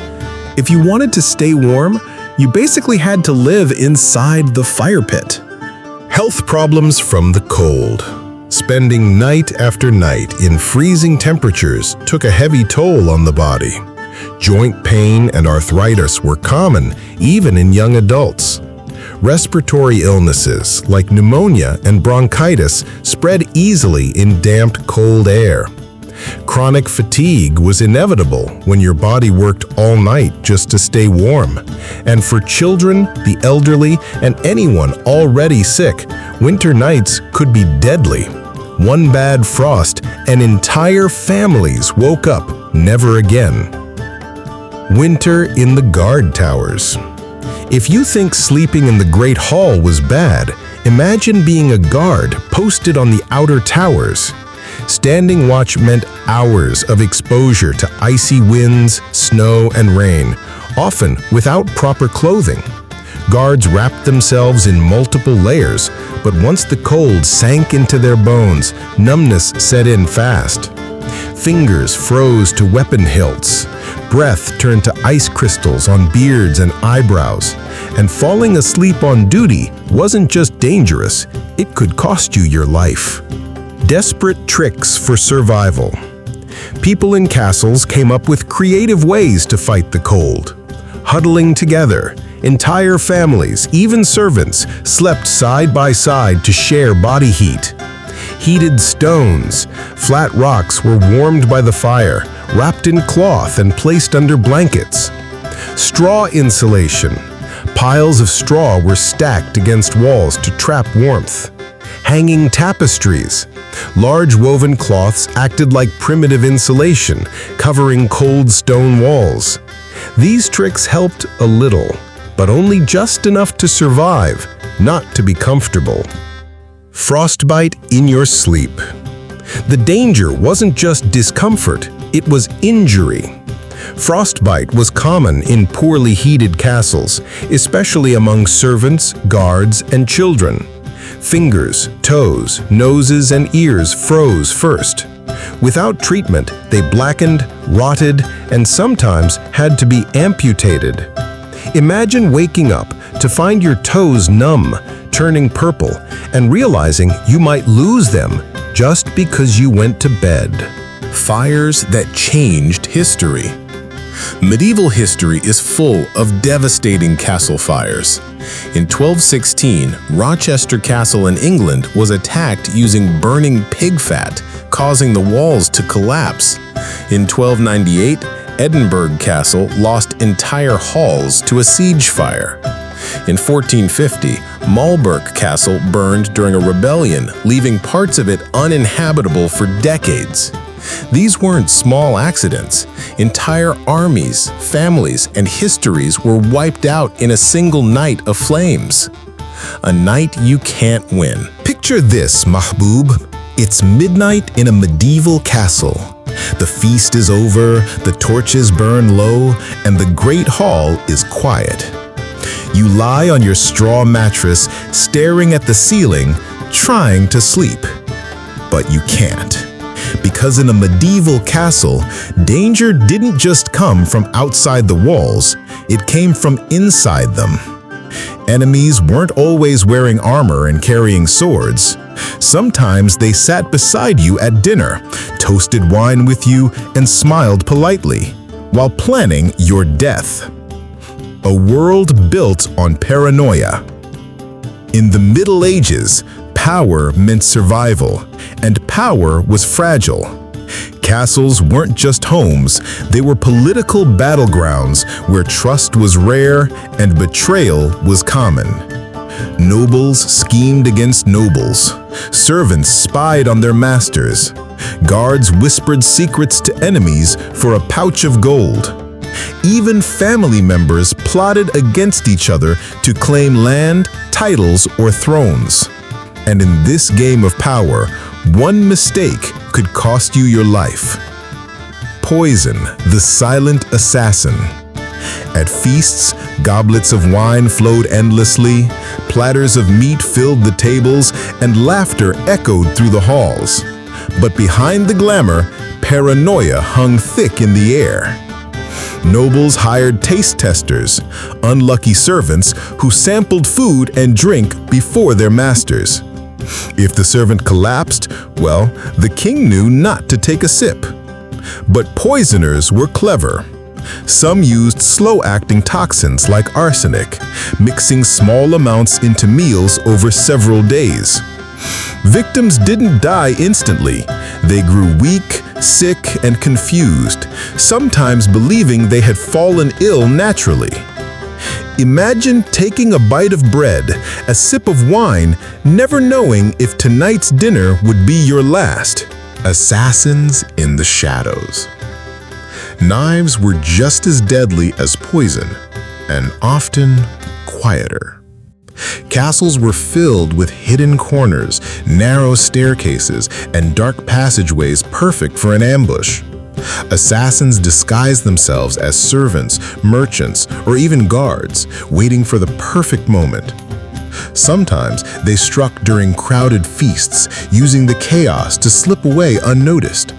Other times, they waited until nightfall, sneaking into private chambers when the castle slept. No matter how high your walls were, a sharp blade in the dark could end your story in seconds. Servants who couldn't be trusted. Servants were everywhere in a castle, cleaning chambers, carrying water, delivering food, stoking fires. They knew everything. Secret passageways, private meetings, who slept where and when. For the right price, some became spies. Rival lords paid them for information or bribed them to leave doors unlocked at night. And if someone powerful wanted you gone, they didn't always need a soldier with a sword. They just needed a kitchen boy willing to swap your goblet, a maid to unlock your door, or a stable hand to misplace your horse before a journey. Family wasn't always safe. Even family ties couldn't be trusted. Royal history is full of siblings, uncles, and cousins plotting against each other. Thrones were rarely passed down peacefully. More often, they were fought for in secret long before the crown touched anyone's head. Some princes poisoned their brothers. Queens whispered to advisors behind their husbands' backs. Even children were caught in schemes they barely understood. Whispers behind closed doors. By day, a castle might seem alive with music, laughter, and celebration. But at night, the mood shifted. Behind closed doors, secrets were exchanged. Servants carried quiet messages between chambers.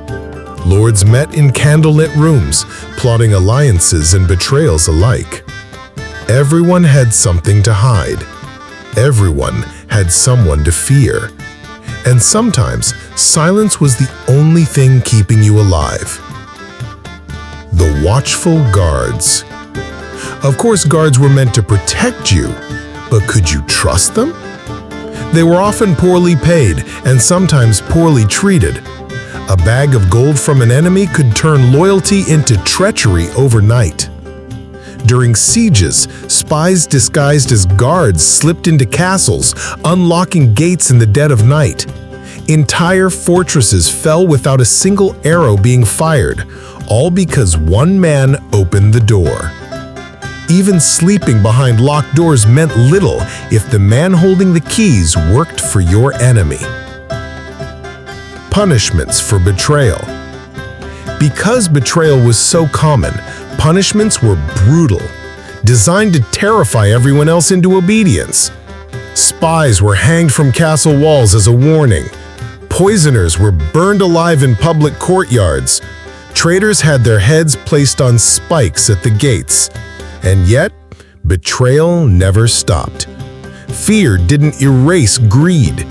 The more gold, land, and power a castle held, the more dangerous it became. Living with constant paranoia.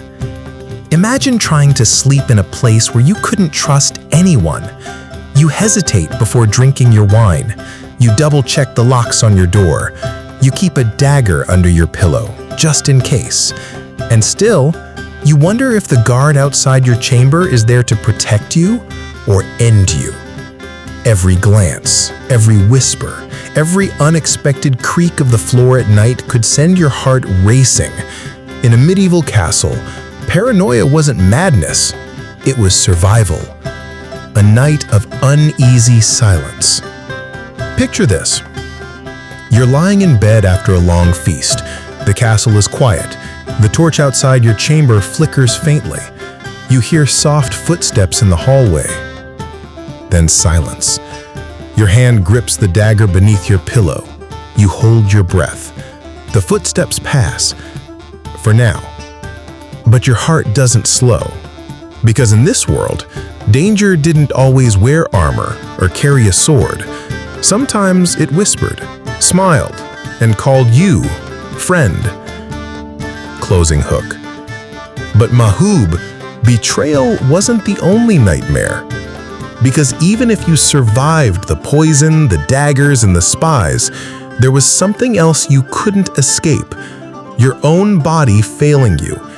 In Chapter 13, Medieval Medicine Couldn't Save You, we'll step into a world where sickness spread fast, treatments were deadly, and even a simple cut could end your life. Trust me, it's going to get worse. Imagine this, Mahbub. You're living in a medieval castle surrounded by stone walls and guarded gates. You've survived the cold, the fleas, the fires, and even betrayal. But then it happens. You cut your hand on a rusty dagger. It stings, but you shrug it off. A few days later, your hand swells, burns, and turns dark red. You go to the castle's doctor for help. And that's when you realize something terrifying. The doctor is more likely to kill you than save you. The problem with medieval medicine. In the Middle Ages, people didn't understand germs, bacteria, or infections. They didn't know diseases were caused by microscopic organisms.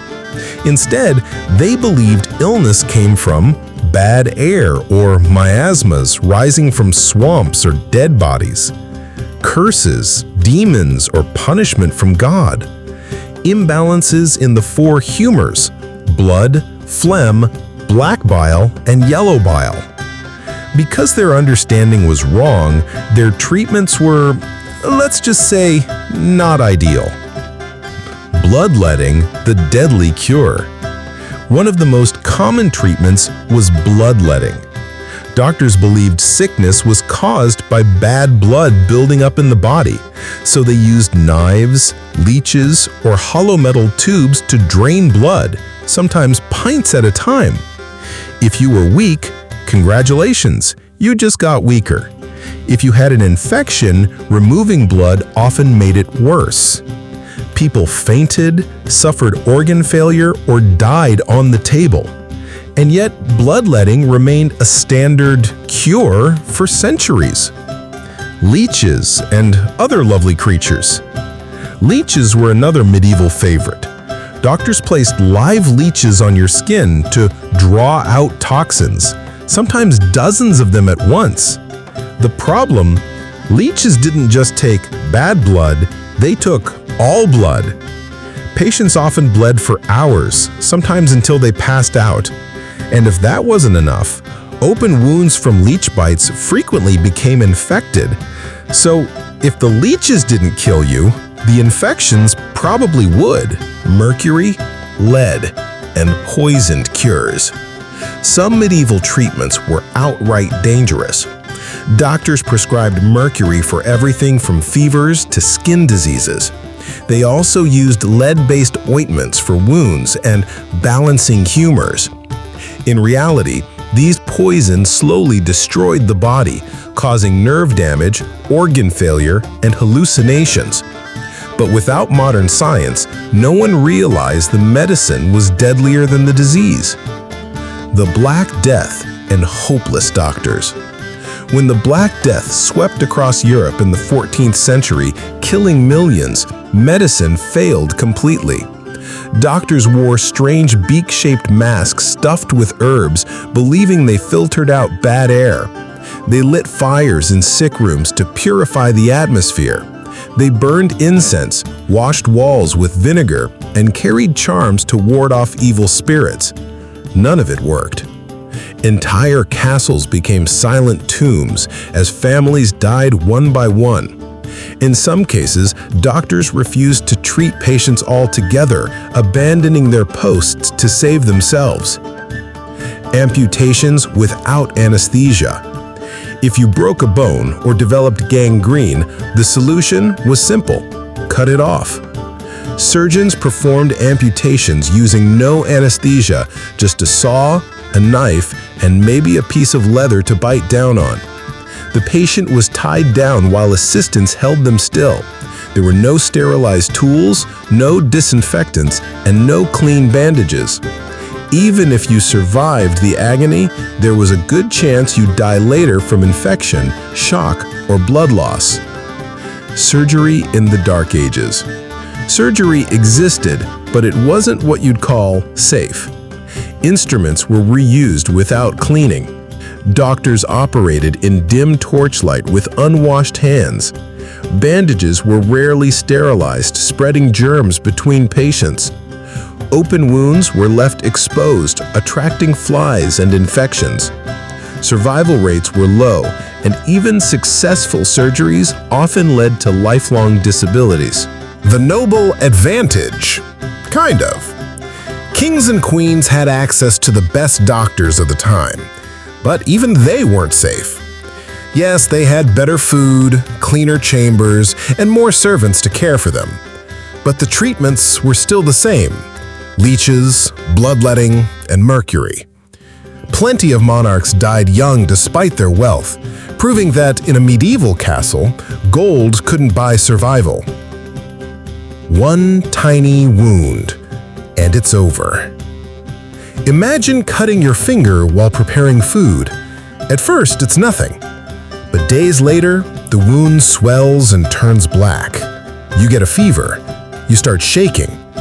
The castle doctor arrives, mutters something about bad humors, and applies a mixture of honey, vinegar, and ground herbs. By morning, you're worse. By evening, you're unconscious. And by the next sunrise, it's over. All from a single cut. Why you wouldn't survive. In a medieval castle, medicine wasn't your savior. It was a gamble, and most of the time, you lost. Infections spread fast. Diseases went untreated or mistreated. Cures were often worse than the illness. And if you needed surgery, good luck surviving the night. It wasn't a question of if you'd get sick.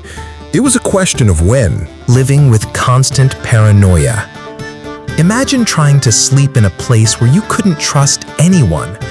You hesitate before drinking your wine. You double-check the locks on your door. You keep a dagger under your pillow, just in case. And still, you wonder if the guard outside your chamber is there to protect you or end you. Every glance, every whisper, every unexpected creak of the floor at night could send your heart racing. In a medieval castle, paranoia wasn't madness, it was survival. A night of uneasy silence. Picture this. You're lying in bed after a long feast. The castle is quiet. The torch outside your chamber flickers faintly. You hear soft footsteps in the hallway.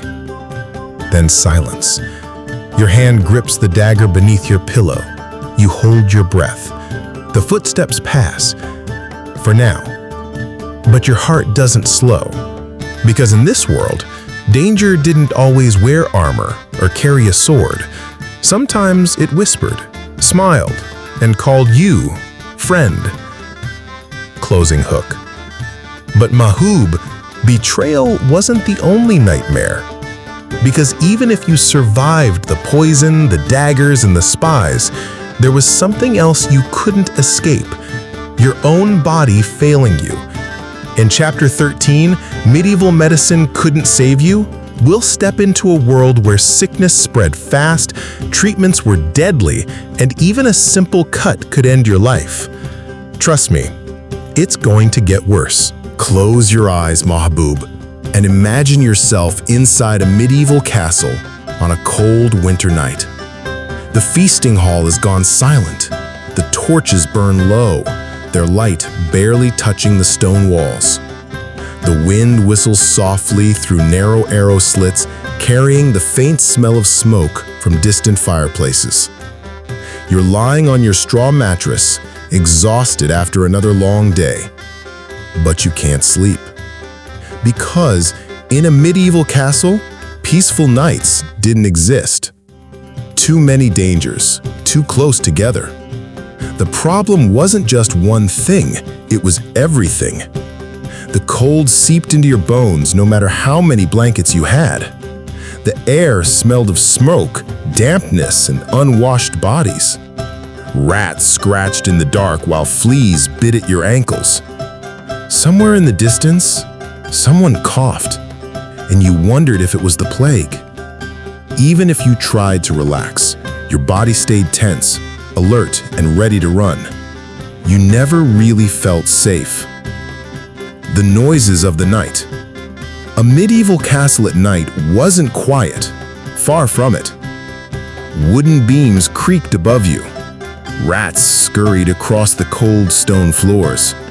The wind howled through gaps in walls and arrow slits. Dogs barked in the courtyard, sensing movement beyond the walls. And sometimes, you'd hear footsteps where there shouldn't be any. Every sound carried meaning. Every creak could be an intruder. Every whisper might signal betrayal. Sleep was a luxury reserved for those too tired to care anymore. Fires and fears. You kept a candle nearby, but it was risky to leave it burning too long. A single spark could turn the castle into a roaring inferno. So the halls stayed mostly dark after midnight, with only faint torchlight guiding the way. Shadows stretched across the walls, twisting and shifting with every flicker of flame. And in that darkness, your mind played tricks on you. Was that a shadow moving near the door? Or just your imagination? In a place where assassins, thieves, and spies could hide in plain sight, you could never be sure. Dreams interrupted by reality. Even if you did manage to fall asleep, it rarely lasted. A horn might sound suddenly, calling the guards to defend against a raid. A servant could rush into the hall, shouting about a fire in the kitchen. Or worse, the silence could break with the sound of siege drums in the distance. One moment, you're dreaming. The next, you're standing barefoot in the courtyard, gripping a dagger, trying to figure out if you'll live to see the sunrise. Sleeping with one eye open. Some people tried to sleep lightly, keeping weapons close by.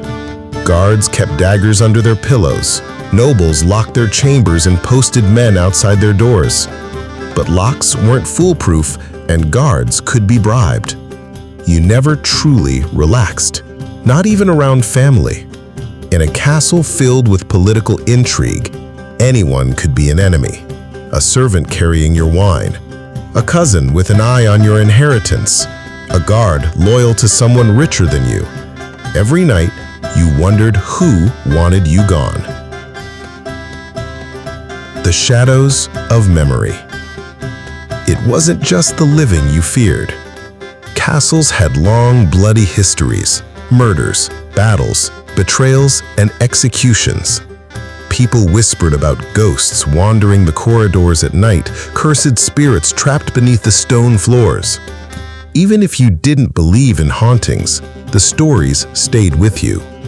You'd lie awake, staring at the ceiling, hearing faint screams from the dungeons below, or thinking you did. Hunger and sleeplessness. For commoners and servants, there was another problem: hunger. During sieges, food became scarce. Kitchens rationed grain, meat, and even drinking water. You went to bed hungry, listening to your stomach growl while knowing there might be nothing to eat in the morning. Hunger made the cold feel sharper, the noises louder, and the danger more real.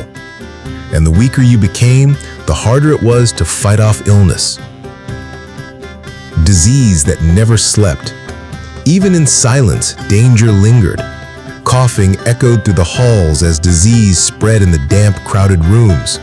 One person sneezed, and within days, dozens fell ill. Fevered moans kept you awake at night, reminding you that sickness was everywhere. And sometimes, you'd wake up to find the person lying next to you, cold and still. A servant's restless night. If you were a servant, peaceful sleep was impossible. You might be woken in the middle of the night to fetch water for the Lord's chamber or stoke a dying fire in the great hall. The kitchens worked late to prepare food for morning feasts. Guards changed shifts constantly. Even when you closed your eyes, there was always something to do, someone to serve, some noise to pull you back from your dreams. The weight of exhaustion. Weeks of poor sleep wore you down. Your body ached, your mind slowed, and your patience vanished. Exhaustion made you careless, exactly what you couldn't afford in a place where danger came from every direction. Tired guards fell asleep on watch. Servants stumbled carrying hot oil or food, causing accidents. Archers missed warning signals from the walls. One mistake could cost lives, and sleepless nights made those mistakes inevitable. Your mind starts playing tricks. When your body was exhausted, but your mind was terrified, something strange happened. You started seeing things that weren't there. A shadow became an assassin. A whisper became a threat. A dream bled into reality. Sleep deprivation blurred the line between fear and imagination, and in a medieval castle, that confusion could kill you. A night to remember. Picture this final scene, my boop. You're lying on your straw mattress in the Great Hall. Around you, dozens of people sleep restlessly, coughing and turning under thin blankets. The torches burn low, casting faint shadows across the stone. Suddenly, you hear distant drums, deep, slow, deliberate. You sit up. Others stir. Then a horn blows from the guard tower. A servant bursts through the door shouting one word: "Attack!" In seconds, the entire hall erupts into chaos. You grab your cloak, your dagger, and stumble into the freezing night. So much for sleep. Closing hook. But my boob, as terrifying as sleepless nights were, the worst was yet to come. Because even if you survived fear, exhaustion, and constant danger, the dawn brought no relief. In Chapter 15, the horrors you'd face before dawn, we'll step into the final chapter, a brutal journey through everything you'd endure in a single night inside a medieval castle, and why you wouldn't make it to morning. Brace yourself. It's the dead of night, my boob. The castle is silent, or at least it tries to be. The torches burn low, throwing faint orange light across damp stone walls. Outside, the wind howls through the hills, rattling the wooden shutters. You lie awake on your straw mattress, praying for just a few hours of sleep. But you know deep down, you won't make it until morning. Because in a medieval castle, the real horrors revealed themselves before dawn. The weight of the night. You've already endured so much. The freezing cold has sunk into your bones. The damp air clings to your skin like a wet shroud. Your stomach aches from eating spoiled food. Flea bites itch across your arms and legs. You can hear soft whispers nearby. Someone is coughing. Someone else is crying quietly under their blanket. You pull yours tighter, shivering, trying to convince yourself you're safe. But in this castle, safety doesn't exist. The drumbeat of fear. Then you hear it, faint at first, carried on the wind. Below, deep thump. Then another. Siege drums. You sit up, your heart pounding. Shadows flicker on the walls as guards rush through the corridors, shouting orders. The courtyard fills with the sound of boots stomping against cobblestones. Within minutes, the entire castle is awake. Children cry, servants scatter, knights strap on armor with trembling hands. You grip your dagger, not for bravery, but for survival. And you know it already. This night won't end peacefully. Chaos in the courtyard. You join the crowd in the freezing courtyard, breath fogging in the cold air. People shove past you, shouting, panicking, preparing for the worst. Archers climb the battlements, arrows already knocked. Buckets of water are lined up in case of fire. Servants carry torches, lighting the pathways to the walls. Horses neigh nervously, sensing the danger. Above it all, the commander's voice booms. "To the gates! Ready the defenses!" Your body shakes, not from the cold this time, but from the raw terror crawling up your spine. Flaming arrows in the dark. Suddenly, you hear a high-pitched whistle, then another.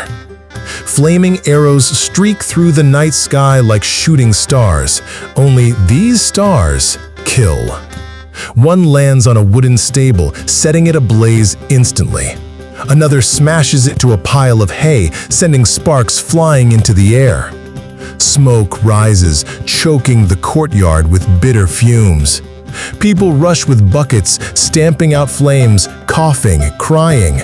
The once quiet castle is now alive with chaos, and it's only just begun. Nowhere to hide. You think about retreating to the safety of the Great Hall, but there is no safety. If the attackers breach the outer walls, the fighting will spill into the courtyards and chambers. Spiral staircases will become deadly traps. Narrow hallways will turn into ambush points. You glance toward the dungeons, wondering if hiding below ground would save you. It won't. The damp tunnels flood with smoke, trapping anyone foolish enough to run there. Up or down, left or right, every choice leads to danger. Betrayal in the dark. As you stumble through the chaos, you hear shouting from the walls, but it's not the enemy. It's coming from inside. Someone's opened a small side gate. A servant, bribed by gold, has let attackers slip through the shadows. Guards clash with guards. Friend turns on friend. The castle isn't just under siege from the outside, it's collapsing from the inside too. You realize you can't trust anyone. Not the man next to you, not the servant holding a torch, not even the knight shouting orders. The fires rise. Suddenly, the air grows hotter. A nearby roof bursts into flames, showering the courtyard with sparks. The smell of burning wood mixes with smoke and sweat, choking you with every breath. Children scream. Servants drag buckets of water across slippery stones. Horses break free from their stalls, crashing into panicked crowds. The fire spreads faster than anyone can contain it, and with each passing moment, the heat grows unbearable. Disease waiting in the shadows. But even if you survive the siege and the flames, there's something worse waiting for you in the aftermath. The wounded are carried to the great hall, their cries echoing against the walls. Blood pools on the cold stone floors. Dirty bandages pile up as castle doctors scramble to help. There are no antiseptics, no clean tools, no understanding of germs. Infections spread instantly. Fever sweeps through the survivors like wildfire, and soon the stench of death hangs heavier than the smoke itself. A mind at breaking point. Your body shakes from exhaustion. Your lungs burn from the smoke. Your ears ring from the chaos. But worst of all, your mind begins to crack. Every shadow looks like an assassin. Every sound feels like danger creeping closer. Every heartbeat echoes louder than the drums outside. Sleep? Impossible. Rest? A dream. You're trapped in a nightmare you can't wake up from, one where dawn feels farther away than ever. The haunting silence. Then, just as suddenly as it began, it stops. The shouting fades, the drums quiet, the flaming arrows cease. You dare to peek over the battlements and see nothing but darkness beyond the hills. But this silence isn't safety, it's worse. Because in medieval warfare, silence often meant one thing. The enemy wasn't retreating, they were waiting. And you know the next wave will come before sunrise. The final hours before dawn. You stumble back to your straw mattress in the great hall, your body aching, lungs burning, ears still ringing. You collapse, clutching your dagger, praying for just an hour of sleep. But the coughing of the wounded keeps you awake. The smell of smoke clings to your clothes.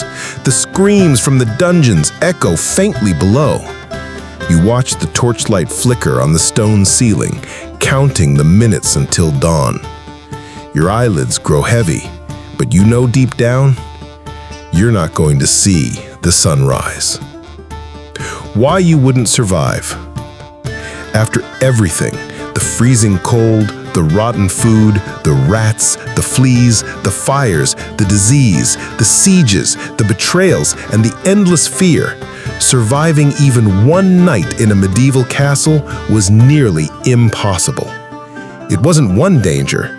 It was all of them, all at once. And in the dark silence before dawn, when your body was exhausted and your mind finally broke, the castle claimed another victim. Final closing.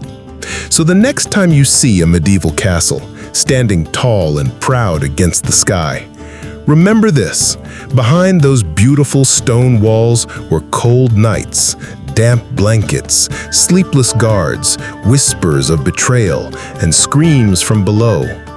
The truth is simple, my hubab. You wouldn't survive a single night in a medieval castle.